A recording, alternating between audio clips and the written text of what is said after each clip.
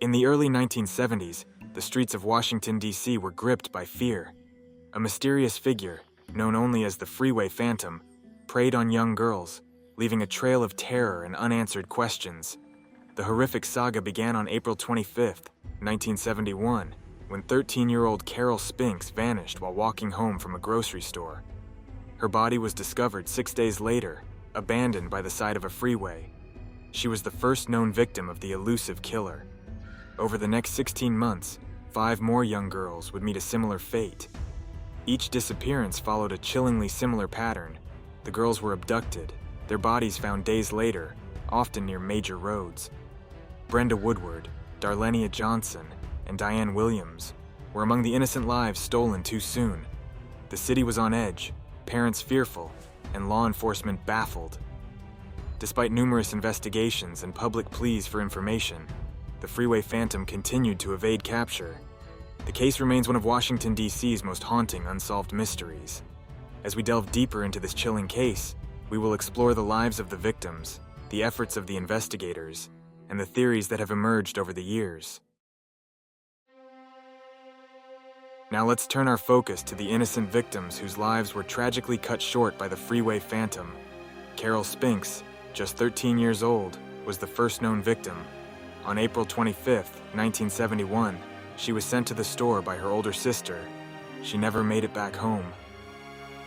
6 days later, her body was found on the side of the freeway, showing signs of brutal assault. Her family was devastated, and a community's nightmare had just begun. Darlenia Johnson, 16 years old, disappeared on July 8, 1971, while walking to her summer job. Her body was discovered 11 days later, also near a major road. The similarities between her case and Carol's were undeniable, sending ripples of fear through Washington, D.C. Just a month later, on August 1, 1971, 10-year-old Brenda Crockett was abducted. Her body was found the next day, again near a freeway. Brenda had managed to make a haunting phone call to her home before her death, a detail that still chills investigators and the public alike. The fourth victim, Nenomosha Yates, was just 12 years old. She vanished on October 1, 1971, while en route to a local store. Her body was found several hours later, abandoned similarly to the others. Brenda Woodward, 18, was the fifth victim. She disappeared on November 15, 1971, after having dinner with a friend. Her body was discovered the next morning, and unlike the others, she was found with a note from the killer, taunting the police. The final known victim, Diane Williams, was 17 years old. She vanished on September 5, 1972, after visiting her boyfriend. Her body was found the next day, once again near a major road. Each of these disappearances followed a chillingly similar pattern. Young girls, abducted, their bodies found days later near freeways.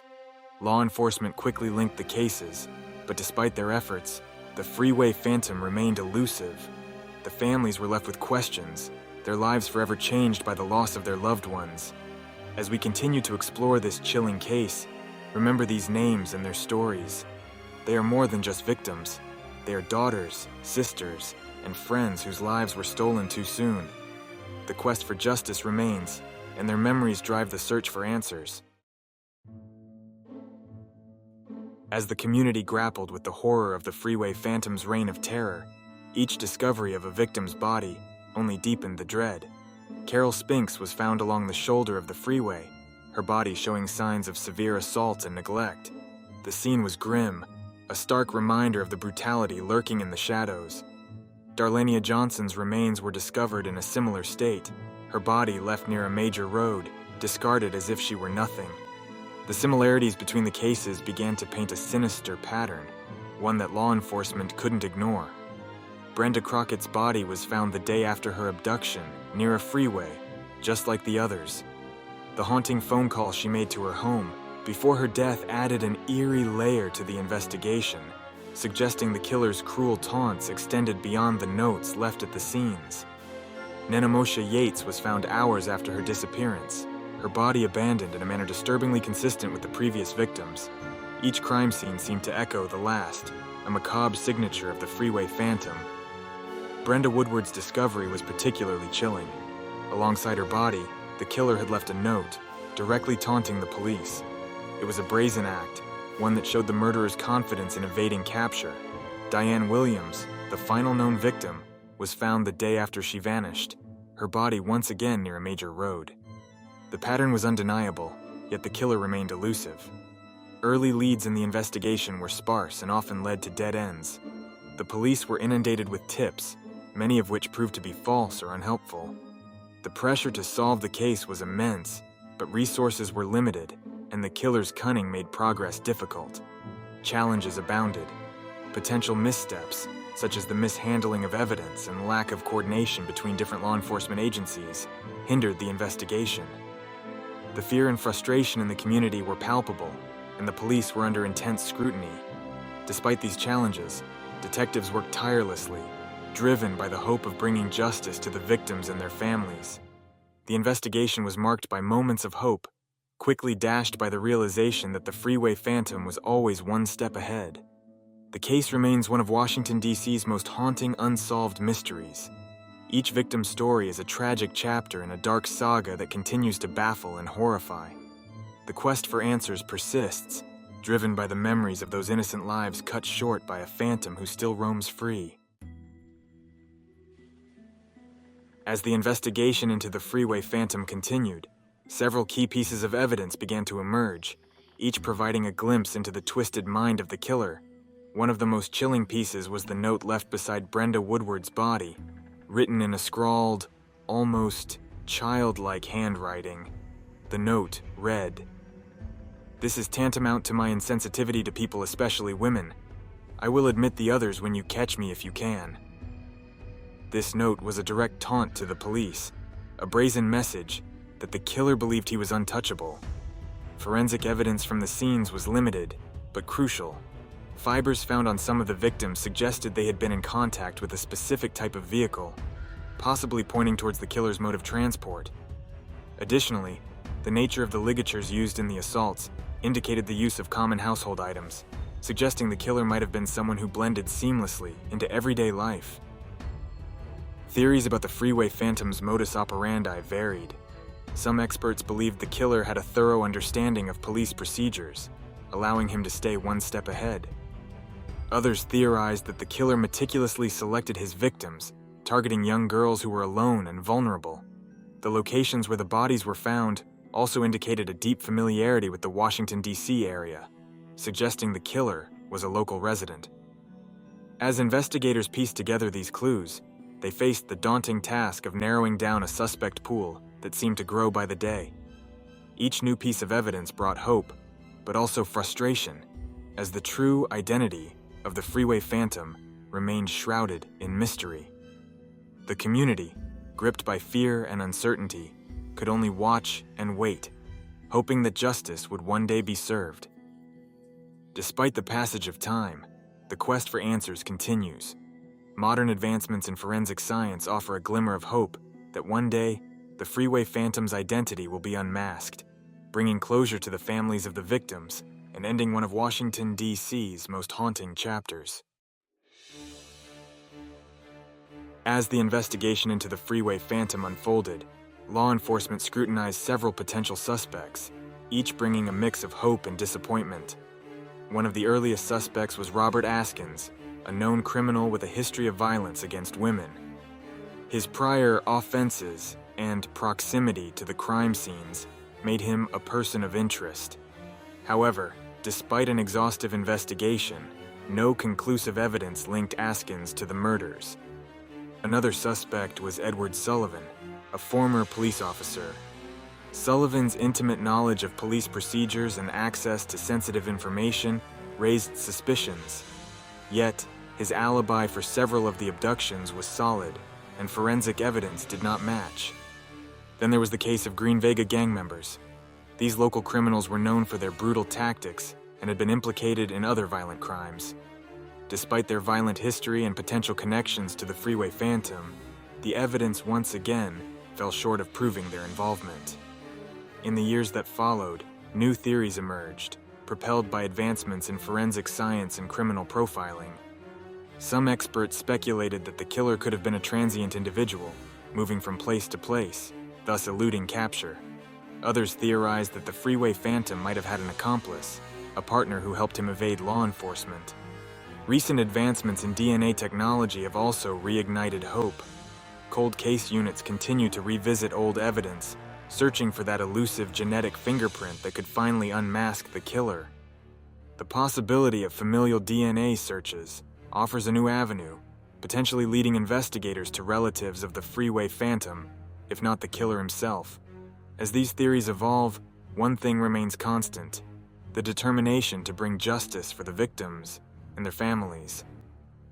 The Freeway Phantom's reign of terror left an indelible mark on Washington, D.C., and the quest for answers continues, driven by a community's enduring hope for closure. The Freeway Phantom murders cast a long, dark shadow over the Washington, D.C. community. Fear gripped the neighborhoods, particularly affecting families with young daughters. Parents lived in constant anxiety, restricting their children's movements and instilling a sense of dread that permeated everyday life. Schools held special assemblies to address safety concerns, and police patrolled the streets with increased vigilance. The media played a significant role in shaping public perception. Sensational headlines and graphic details splashed across newspapers and television screens, spreading fear and uncertainty. The press coverage was relentless, often highlighting the police's inability to catch the killer, which only fueled public frustration and distrust in law enforcement. Local activists and community leaders rallied to demand more action and better protection for their neighborhoods. Protests and community meetings became common, as people sought answers and justice for the victims.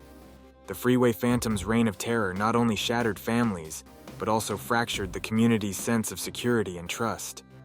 The case also had a ripple effect on the broader societal attitudes towards crime and safety. The fear generated by the murders led to changes in local policies and an increased focus on crime prevention. However, despite these efforts, the lingering question of the Freeway Phantom's identity left an indelible mark on the collective psyche of Washington, D.C.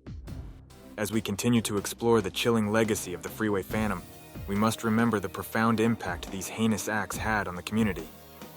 The quest for justice is not just about solving a case, it's about healing the wounds left behind and restoring a sense of peace to those forever changed by these tragic events. While the Freeway Phantom case has remained cold for decades, it is far from forgotten. In recent years, there have been renewed efforts to bring justice to the families of the victims and to finally unmask the elusive killer. Law enforcement agencies have revisited the case, leveraging advancements in forensic technology that were not available during the original investigation. DNA analysis, once a distant dream, now offers a glimmer of hope. Cold case units are meticulously re-examining old evidence, hoping to uncover new leads through modern techniques.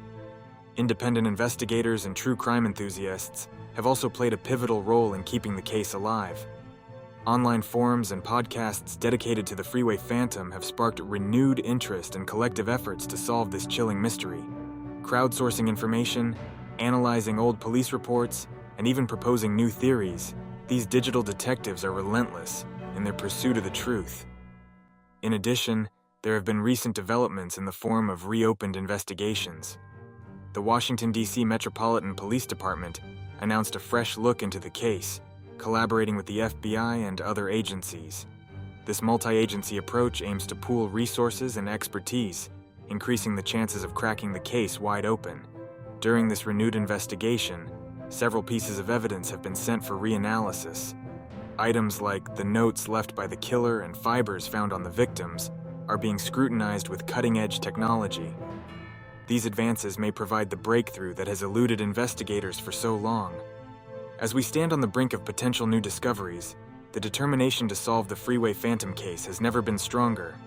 The quest for justice continues, driven by the hope that one day, the families of the victims will find closure, and the community will finally know the truth.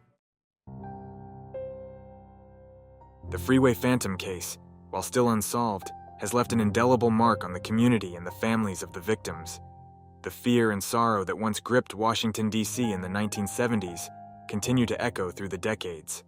For the families, each passing year without answers only deepens their pain, yet their hope for justice remains unwavering. Solving this case would mean more than just apprehending a long elusive killer. It would provide a sense of closure to the families who have lived with this haunting mystery for far too long. It would also restore a measure of peace to a community that has been shadowed by fear and uncertainty. The resolution of this case could serve as a testament to the relentless pursuit of justice, demonstrating that no matter how much time passes, every effort to uncover the truth is worthwhile. As we close this chapter, we invite you to join the conversation. What are your theories about the Freeway Phantom?